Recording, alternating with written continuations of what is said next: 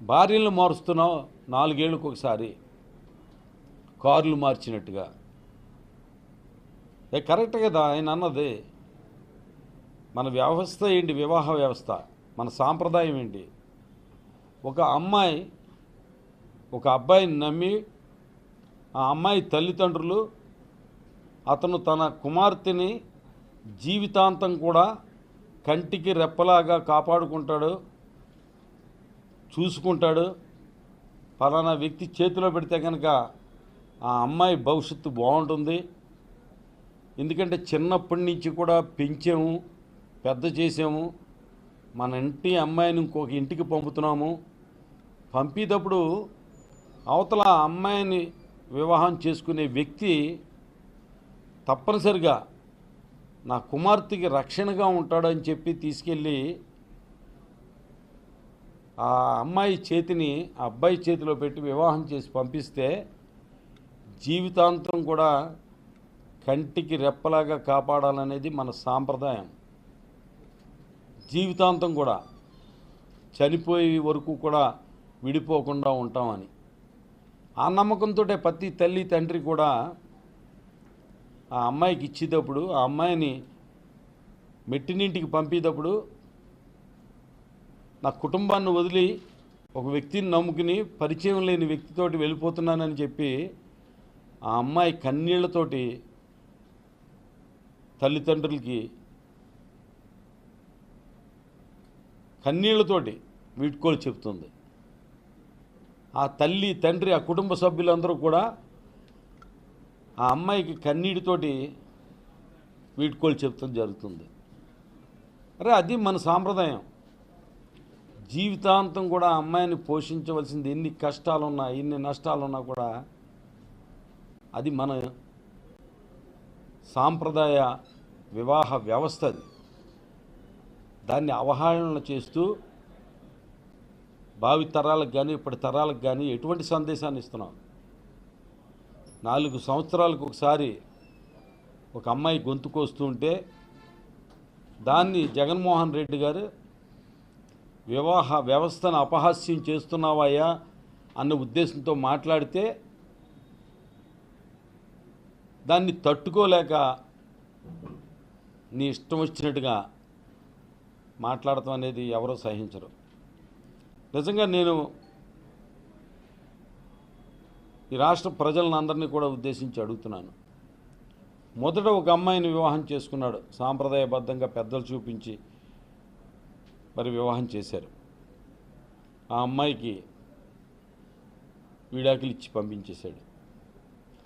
నేను అడుగుతున్నాను, ఆ అమ్మాయి మన ఇంట్లో, మన కుటుంబంలో మన అమ్మాయి కానీ, మన సోదరు కానీ, మన అక్క కానీ, చెల్లి కానీ, మన కూతురు కానీ అయ్యుండుంటే దీన్ని ఆ కుటుంబ సభ్యులు క్షమించి వదిలేస్తారా? మన చెల్లి అయ్యుండుంటే, మన అక్కే అయ్యుండుంటే, మన కూతురే అయ్యుండుంటే, ఆ అమ్మాయికి అన్యాయం జరిగితే అప్పుడు మనం ఇలాగే స్పందిస్తామా? పవన్ కళ్యాణ్ గారు అనే వ్యక్తిని ఇలా క్షమించి వదిలేస్తామా? ఒకసారి ఆలోచించండి. మొదట చేసుకున్న భార్యని విడిచిపెట్టేసిన అమ్మాయి మీ కుటుంబ సభ్యురాలు అయి ఉంటే క్షమించి వదిలేసి జిందాబాద్ పవన్ కళ్యాణ్ అంటామా? ఒకసారి ఆలోచించండి. మనకి జరగలేదు కాబట్టి పక్కోడికి జరిగినా పర్లేదు అని అనుకుంటే ఇది ఎంతవరకు న్యాయం?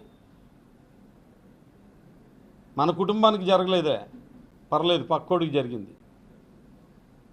అరే ఆ అమ్మాయి కాపు సామాజిక వర్గానికి సంబంధించిన అమ్మాయి కదా, మొట్టమొదటి అమ్మాయి. ఏదైతే కాపు సామాజిక వర్గానికి సంబంధించినది వాళ్ళు కొంతమంది ఏదో ఎవరన్నా ఉంటే కనుక వాళ్ళు ఒకసారి ఆలోచించండి.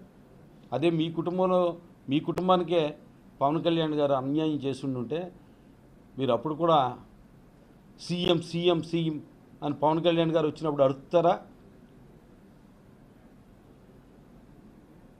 అరే అది అయిపోయింది.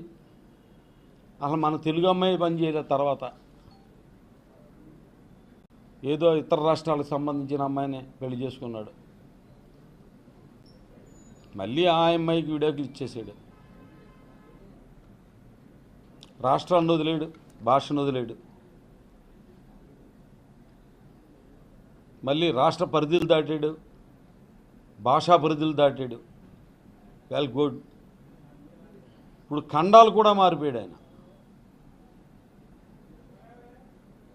ఖండాలు కూడా, దేశాలు కూడా కాదు, ఖండాలు కూడా, ఖండాంతరాల్లో అమ్మాయిని తీసుకొచ్చి వివాహం చేసుకున్నాడు.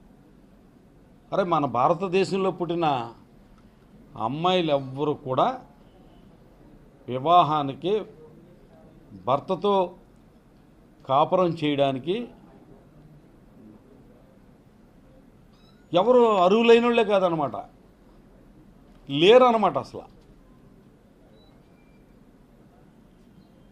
ఈయన క్వాలిటీస్కి లేదంటే ఈయన ఆదర్శభావాలకి వీటికి సరిపడే అమ్మాయి ఈ భరతఖండంలో సాంప్రదాయాలకి పుట్టినలైన భరతఖండంలో ప్రపంచానికే ఉన్నతమైన సంస్కృతిని పరిచయం చేసిన ఈ భరతఖండంలో ఈయన్ని మెప్పించగలిగిన భారతీయ మహిళే లేదు.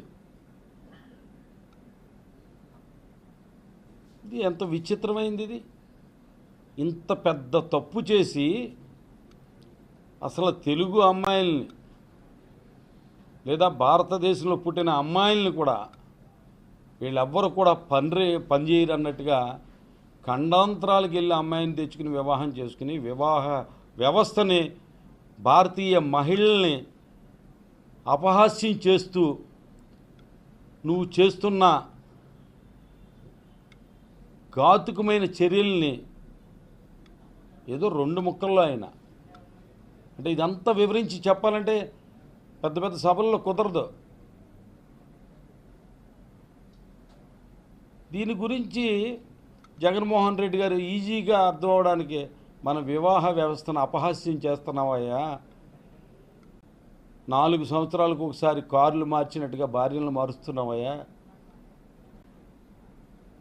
ఇది కరెక్ట్ కాదయా, మన భారత పౌరులకి ప్రతి వాళ్ళు కూడా రేపు ఇలాగే తయారవుతారయ్యా, మనం రాజకీయాల్లో ఉన్నవాళ్ళు ఆదర్శంగా ఉండాలయ్యా అని చెబుతూ ఉంటే దాని గురించి ఎలాగ రెచ్చిపోతున్నామంటే పిచ్చి కుక్క అది, దానికి ఏం తెలియదు. అది ఇంట్లో వాళ్ళు కూడా కలిసేస్తుంది పిచ్చెక్కితే.